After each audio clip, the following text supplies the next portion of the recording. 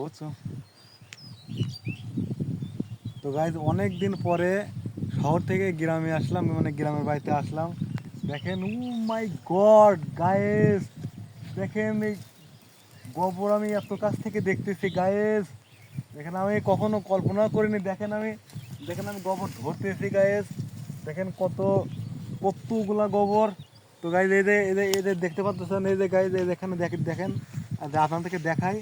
এই যে গাইজ খেজুর গাছ দেখতে পাচ্ছেন। এই যে দেখেন, আমি আমি কখনো খেজুর গাছ দেখিনি জীবনে গাইজ। এই মানে জীবনে প্রথম গাইজ আমি খেজুর গাছ দেখতে পাচ্ছি। তো গাইজ আপনাদের দেখাই, এই যে গাইজ আম গাছ। হয়তো আপনারা দেখছেন, অনেক বইয়ে মানে বইয়ে পড়ছে।